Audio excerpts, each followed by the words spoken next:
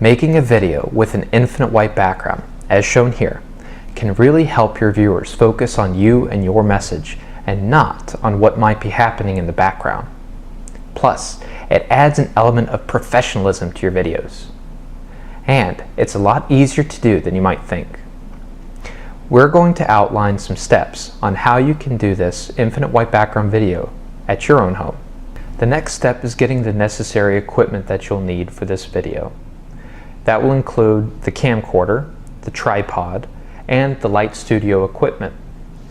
There's examples of all this material available in our blog post, which is accompanied by a link to this video, which outlines all of this equipment, the purchase price that we bought it for, and where we got it.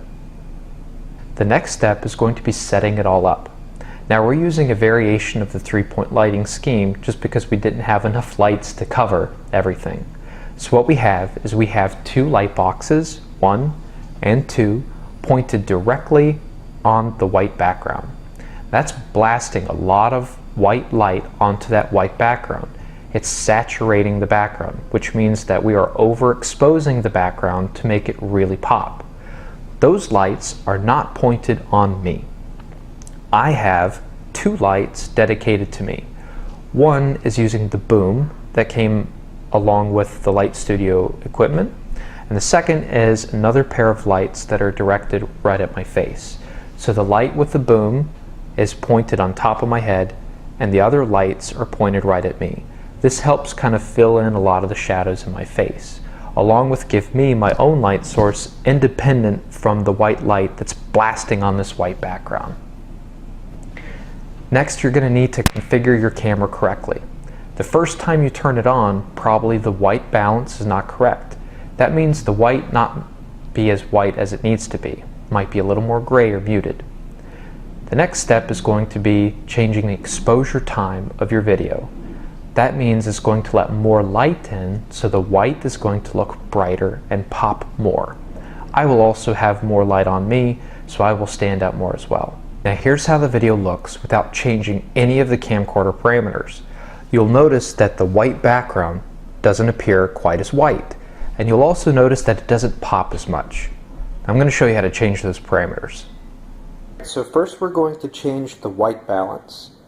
So if I zoom in to the white area of the screen, I'm going to push function.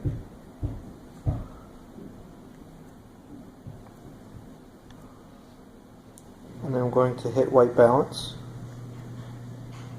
And then I'm going to hit custom white balance. And now what I do is I make sure that on the screen is just a white image, and then I hit the set white balance button. And what you'll notice is that the camera tries to change the white balance scene to match what it is expecting as pure white. Okay, so now I hit X, so that setting is in there. That setting will persist even if I turn off the camera.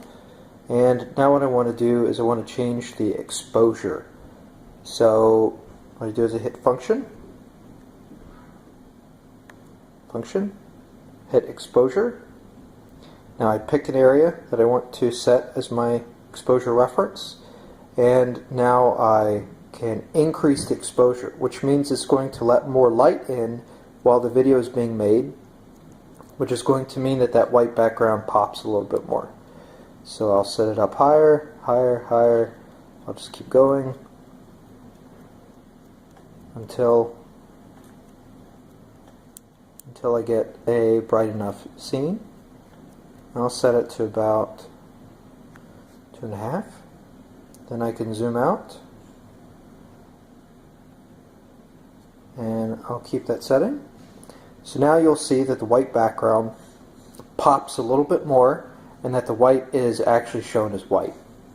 You'll also notice that the video that we're recording right now actually includes some of the light boxes on the side.